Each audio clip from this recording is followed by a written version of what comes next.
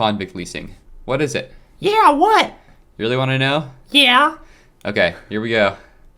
Convict leasing was a system in which prison labor was leased out to companies, allowing both the prisons and corporations involved to benefit greatly from the convicts' labor. It unfairly targeted black people, with many laws created to ensnare and exploit them as much as possible. The South first adopted it during Reconstruction, and it took until 1941 for it to be officially ended. It greatly impacted the history of the United States, economically oppressing many African Americans while maintaining dependence on them as laborers, perpetuating racist ideas, all while keeping political power in the hands of white male landowners. Many called it slavery by another name.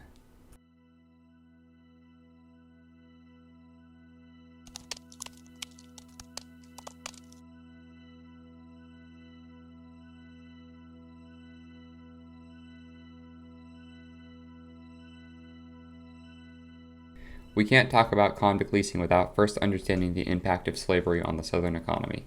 Slaves first came to what would later become the United States in the mid-16th century, many of them with the Spanish. Slavery grew much faster in the South due to a combination of many different factors. Like what? I'm getting there, hold your horses. The hotter, swampy South was the perfect choice for making money, as unlike the North's cold, solid soil, the ground in the South was well irrigated and packed with nutrients, perfect for cash crops. This caused two distinct economies to emerge during the development of the U.S., the North expanding and diversifying, while the South continued to invest heavily in slavery.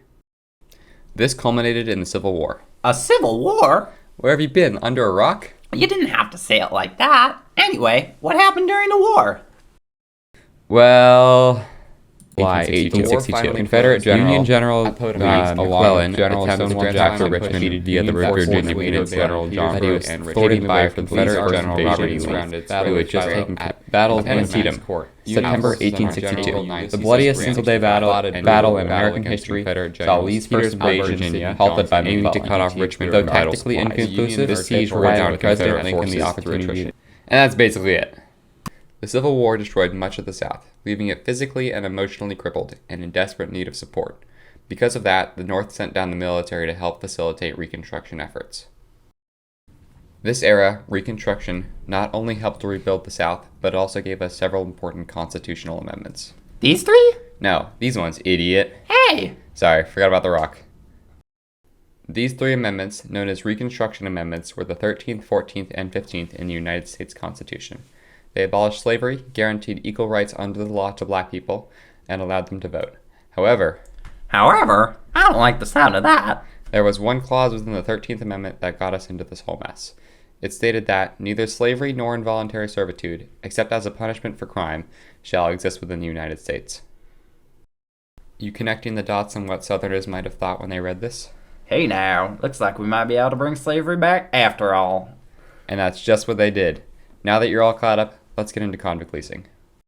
The first thing Southerners used to imprison black people were pig laws. These, combined with other techniques such as vagrancy statutes, grandfather clauses, and Jim Crow laws, effectively served to oppress people. What did these laws do? Pig laws. Also known as black codes, these laws targeted black people for minor offenses, such as stealing a pig, and greatly extended their sentences for what would otherwise be a short stay in jail. Grandfather clauses. These exempted those whose grandfathers could vote or had registered before the late 1860s from poll taxes and literacy tests. This prevented many black people from voting, as their grandfathers weren't registered, and the 15th Amendment granting them voting rights wasn't until 1870. Poll taxes were often unpayable by many, and literacy tests near impossible to pass for anyone who took them. Jim Crow laws. You probably know about these already because of the civil rights movement in the 1960s. These mandated racial segregation in public spaces. Vagrancy statutes. These statutes criminalized being jobless in public spaces, basically criminalizing homelessness. This targeted black people, as it was extremely difficult to find a job in steady housing, so many ended up on the streets. Vagrancy statutes were also used to arrest those who were loitering, which were often black people because of said homelessness. Here's an excerpt from one of these statutes.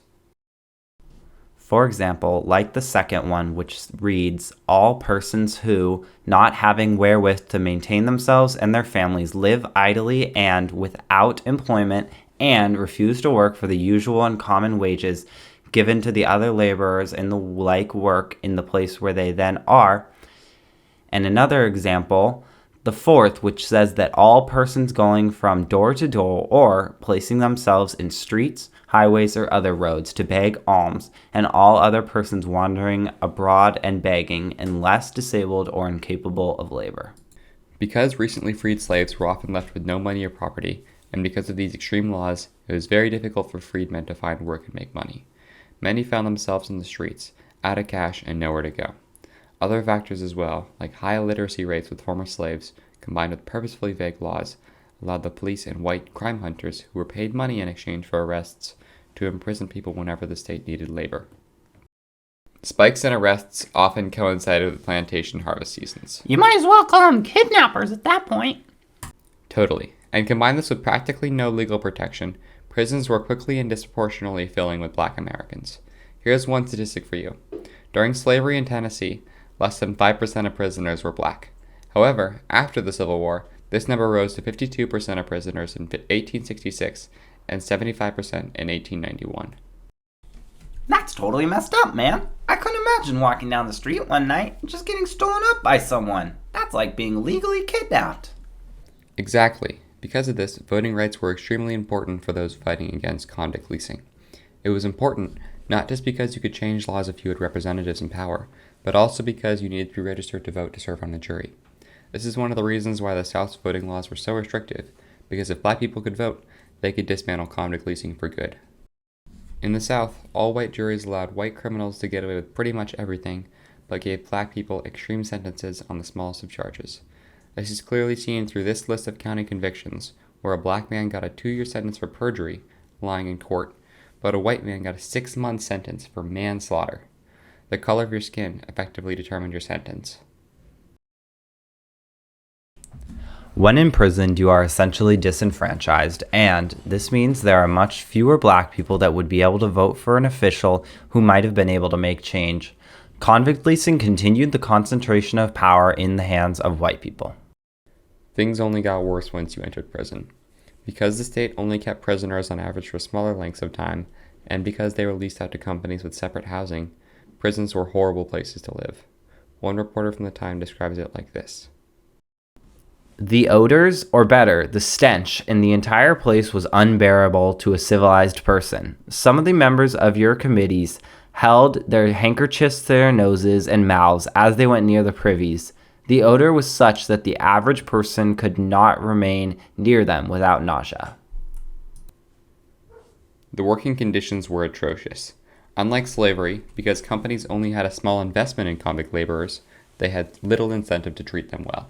They paid the bare minimum for housing, food, and other expenses, and convicts were often sent into extremely dangerous working conditions, such as mines.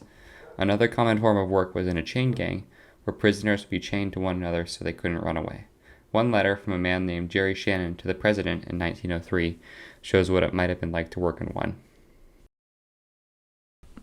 Dear Sir, I've been in the gang very near 25 months, and I did not have but 12 months is what the state judge gave me, and I laid in jail 5 months.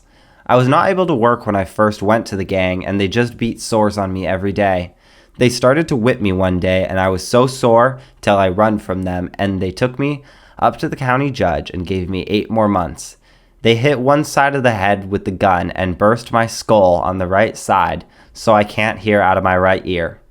Jerry Shannon. Being a convict was not only potentially a death sentence, it could also continue to harm you long after you got out of prison. Because many jobs wouldn't hire you if you had a criminal record, the jobs that did were often horribly underpaid, if you could even find a job at all. It wasn't uncommon to be picked right back up off the street because of vagrancy laws. That's a horrible cycle. Right you are. On top of that, the depths of convict leasing's impact continued even further. With newspapers widely accessible to white readers, books and media played a large role in cementing racist beliefs. Papers spread opinions such that black people were scientifically inferior, opinions such as these. He, the black man, was better off under slavery, and that only in a state of dependence akin to slavery can he hope to save himself. Wow, that's a really bold claim to make. People were really upset about the end of slavery. Because of articles like this, and cartoons perpetuating stereotypes like this one here of the black brute, people began to associate the word criminal with black American. Prisoners did monstrous things to get in jail, so they deserve to be treated as such. As prisons are disproportionately filled with black people, there must be something wrong with them. They must be monsters. So it's okay if we portray black people as such, because for us to be wrong, there must be something systematically wrong with our entire government, and we all know that's not true. Right? Martin Tabbert? Who's that? The case of Martin Tabbert is one that helped to bring an end to convict leasing in Florida, and added pressure on the government to abolish it nationwide. It began when Tabbert was arrested for vagrancy, specifically being on a train without a ticket. In 1921, he was convicted and fined, and although his parents paid the fee plus more so he could get home, the money disappeared when it reached a local sheriff. It is also worth noting that the sheriff received money for each convict sold into convict leasing. After this, he was sent to work at a lumber company, where he died from being whipped by the supervisor. Let me guess. This case got picked up nationally because he was a white man? Right on the money. This case caused a massive public outcry over convict leasing, with increased calls on its similarity to slavery. This eventually caused the Florida governor to end convict leasing in 1923. Georgia, the last state to end convict leasing, abolished it in 1928 among similar public concerns. But if you remember, it wasn't fully banned by the government until 1941. Convict leasing was a hugely exploitative system whose legacy still affects us today. Many of the racial problems we face with our police can be traced back to convict leasing, and it kept many black people from building up generational wealth, power, and influence in the United States. Chain gangs recently made appearances as close as the early 2000s in Georgia and Florida, and many civil rights groups immediately filed suits in retaliation. As of our knowledge now, chain gangs have once again been banned, but their reemergence is enough to warrant concern. Many goods are still made in prisons today, with tax credits being granted to employers for each prisoner. This closely mirrors convict leasing, as labor is effectively sold to companies in return for cheaper domestic products. Many of the problems seen today with our prison system and convict labor are extremely similar to those we face with convict leasing, and the only way we can fix our current problems is to learn from our past mistakes. Without this in our history books, we will never be able to fix, let alone begin to understand the scars left behind from slavery by another name. Thank you for watching!